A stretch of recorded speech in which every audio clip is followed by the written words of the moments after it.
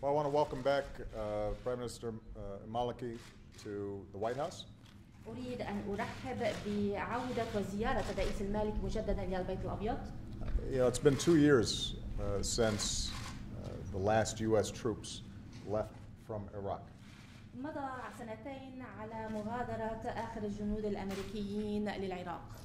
But the strategic partnership between our two countries remains very strong. ولكن الشراكة الاستراتيجية الثنائية بين البلدين لا تزال قوية جدا. We honor the lives that were lost, both American and Iraqi, to bring about a functioning democracy in a country that previously had been ruled by a vicious dictator. نحن نكرم ذكرى هؤلاء الأمريكيين والعراقيين الذين ضحوا بحياتهم من أجل تحقيق ديمقراطية في بلد خضع في الماضي إلى ديكتاتورية شرسة. And we appreciate Prime Minister Maliki's commitment to honoring that sacrifice by ensuring a strong, prosperous, inclusive, and democratic Iraq. ونحن نقدر التزام رئيس الوزراء المالكي بتكريم هذه التضحيات بتعزيز عراق قوي مزدهر حاضن للجميع وديمقراطي. We had a wide-ranging discussion about economic issues, regional issues, and security issues. لقد تطرقنا إلى عدد من القضايا منها القضايا الاقتصادية والإقليمية والأمنية. And much of our discussion centered on the fact that although Iraq's made significant progress in areas like oil production and a range of other reforms that have taken place, unfortunately Al-Qaeda has still been active and has grown more active recently. So we had a lot of discussion about how we can work together to push back against that terrorist organization that operates not only in Iraq, but also poses a threat to the entire region and to the United States.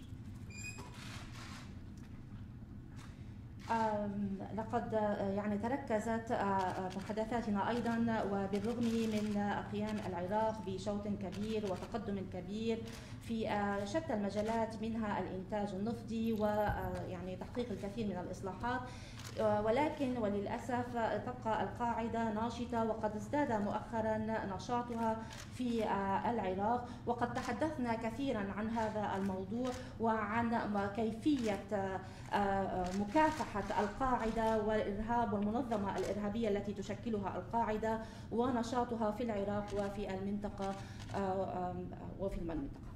I emphasize that in addition to continuing counterterrorism support and partnership, that we were encouraged by the work that Prime Minister Maliki has done in the past to ensure that all people inside of Iraq, Sunni, Shia, and Kurd, feel that they have a voice in their government. And one of the most important expressions of that will be elections next year. I encouraged that Iraq pass an election law and that moves forward so that people understand that when they have differences they can express them politically as opposed to through violence.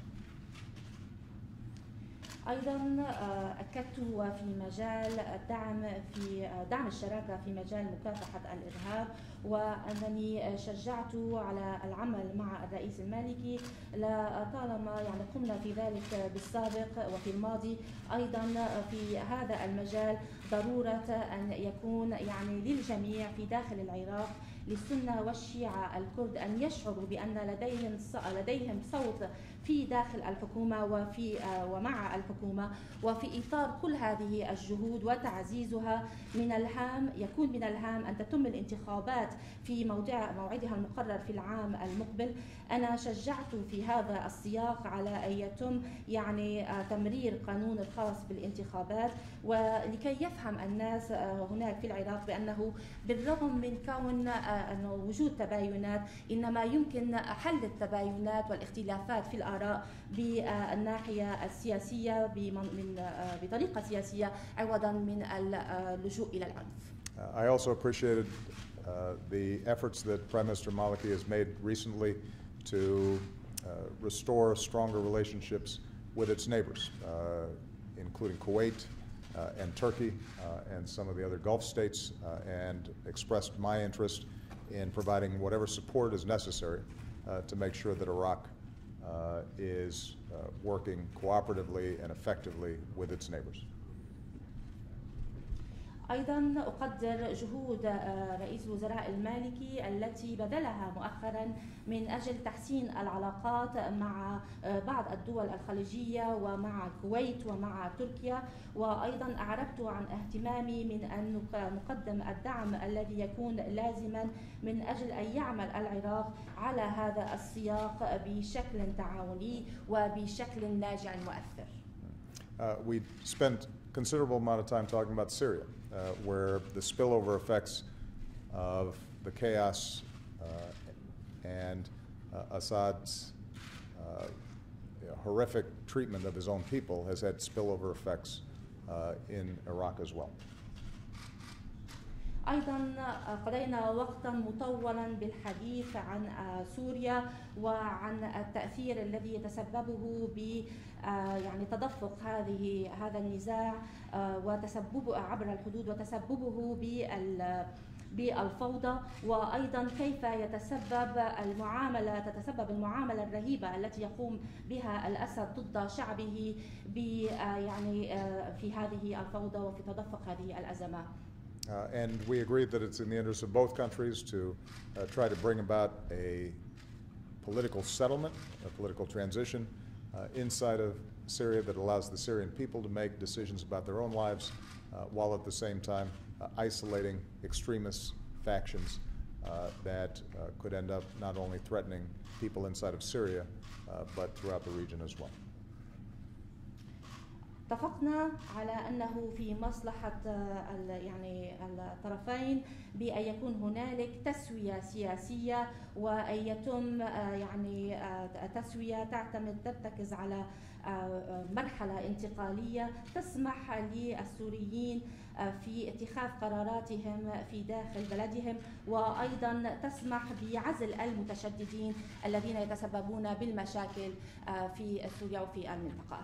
And I shared with the Prime Minister our efforts to resolve the Iranian nuclear issue in a peaceful way, but emphasized to him how important it is that Iran sees this opportunity to take the right path in accordance with previous international norms and resolutions.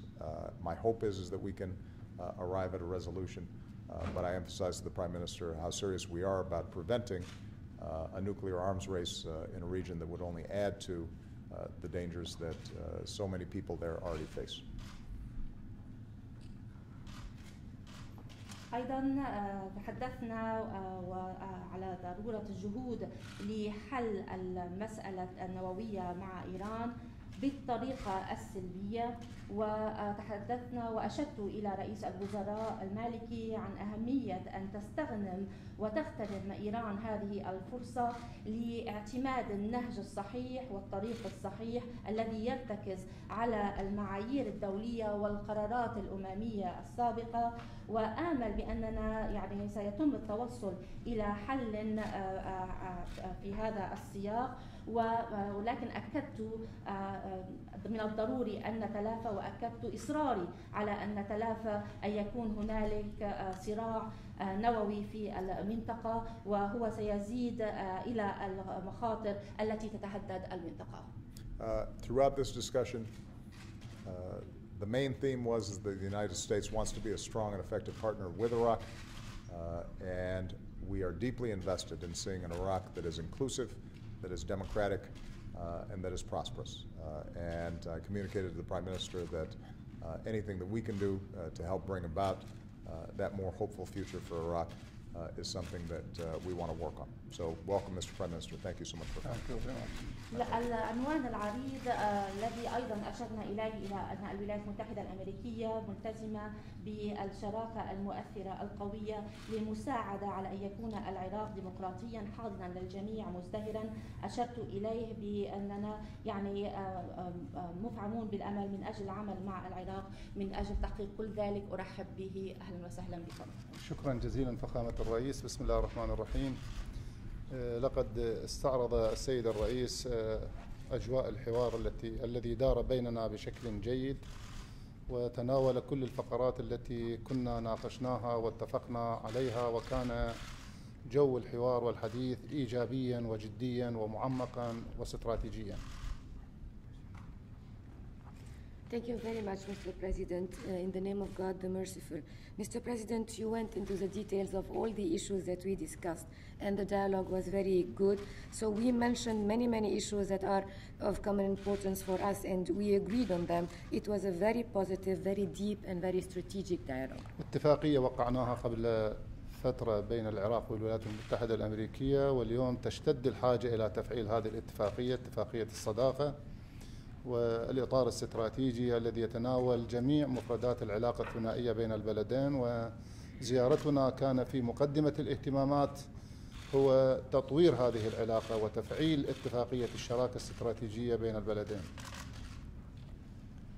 We had an agreement that was signed between Iraq and the United States, as we know, and we have a friendship agreement and we have a strategic framework agreement, and we need to activate them. And this was one of the main purpose of our visit. We need to enhance our bilateral relations and to enhance these agreements.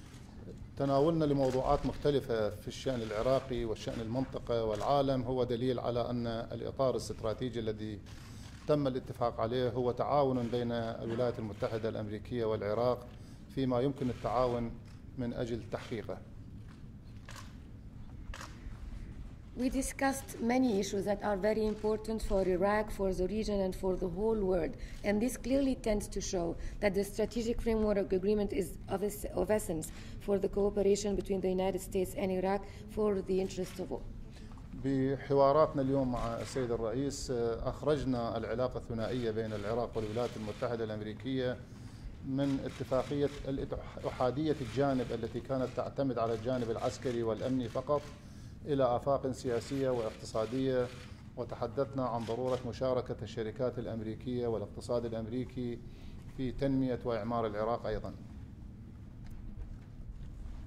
And in our discussions today, we wanted to take the strategic framework agreement and our bilateral relation sort of out from the unilateral security and military assistance that the United States provided to us. We wanted to move to a multi-layer relation at the political, economic level, and we want the United States and the United States company and economy to participate in rebuilding and developing Iraq. كانت الرؤية موحدة في تشخيصنا لخطر الإرهاب الذي عاد إلى المنطقة مجددا وعاد شديدا، وكانت الأفكار متطابقة في كيفية مكافحة الإرهاب وضرورة التعاون بين البلدين في مجالات تم تداولها وسيتناولها الفنيون في البلدين من أجل تفعيل قدرة العراق الذي يحشد كل طاقاته الشعبية والأمنية والمعلوماتية والاستخبارية لكسر شوكة القاعدة والسيطرة على تحركاتها في العراق، مقدمة لكسر شوكتها في المنطقة أيضا. We had a common vision about all the issues that we discussed when it comes to diagnosing the return of terrorism to the Middle East. And we talked about the way of countering terrorism, and we had similar position and similar ideas. We discussed the details of our cooperation, but the people who are in charge will discuss further details about this. What we want is for Iraq and the region to be able to work together, and we are working in Iraq at the security level, intelligence level, social level, at all the level. We are mobilizing our people in order to fight Al-Qaeda because it's a scourge for Iraq and the Middle East. وأكدت للسيد الرئيس عن توجهاتنا لإقامة العلاقات الطيبة مع جميع دول الجوار والسعي لتشكيل جبهة اعتدال من الدول التي تقف مع بعضها لمواجهة التطرف والطائفية والعنف، والعراق يبذل جهود كبيرة ليتحمل مسؤوليته في كل القضايا السياسية والأمنية التي تعيشها المنطقة. And I told the President that we improved our relation and are still working on improving our relation with all the countries in the region, and we are aiming at creating a moderation front in order to fight the sectarian front and the violence and the terrorists, and this is very important. And we as Iraqis, we act responsibly at all the necessary level, political, security and military, to do so. في العراق تجربة ديمقراطية وليدة ولكنها ولدت قوية، ونحن حريصون على إدامة قوتها وتفعيلها، ونؤكد بأن النظام الديمقراطي في العراق مستمر، وأن آليات العملية الديمقراطية مستمرة، سواء كان في اعتماد الهوية الوطنية بين أبناء الشعب العراقي أو الاتجاه إلى عقد الانتخابات في مواعيدها المحددة التي التزمت الحكومة العراقية بأن تعقد على اعتبار أنها من أهم آليات العملية الديمقراطية. وقوة النظام الديمقراطي يعني قدرتنا على مواجهة التحديات التي تفرضها تطورات الأحداث الإرهابية في المنطقة. We do know that the democratic experience in Iraq is nascent and fragile, but it was born very strong, and we need to continue enhancing it and consolidating it, because democracy is very important. We also want to have the mechanism of democracy such as the elections, and we want to hold the elections on time, and the government is committed to do so, alongside with other issues like enhancing the national identity. Democracy needs to be strong, and we are going to strengthen it because it only will allow us to fight terrorism. وكما تفضل السيد الرئيس، كان التوافق كاملا على ضرورة إيجاد حل للمشكلة في سوريا عبر آليات الحوار ودعم مؤتمر جنيف لإعطاء الشعب السوري حقه في اختيار النظام الذي يريد، وكذلك العمل الجاد والتعاون من أجل إيجاد حل لمشكلة النووي الذي نتمنى أن تحل أيضا بالطرق السلمية من أجل أن نجنب المنطقة ويلات الحروب النووية أو الأسلحة الكيميائية التي استخدمت وكانت مفجعة في العراق وفي سوريا. And as the President said, we were in total agreement when it comes to finding a peaceful solution to the crisis in Syria, a solution through dialogue. So we are very supportive of Geneva too. We want the Syrian people to have the right to self-determination and to choose its leader. And also we want a peaceful solution to the Iranian nuclear problem. We do hope to avert nuclear wars in the region, and we also want to avoid the use of chemical weapons, because we and the Syrians suffered a lot from these weapons. وتستمر العلاقات الثنائية والصداقة واتفاقية الإطار مستمرة وقوية. شكرا جزيلا سيد الرئيس. And we will continue with our good relations, bilateral relations, and with the strategic framework agreement. We want them to be strong, and we will continue working on that. Thank you very much, Mr. President. Thank you.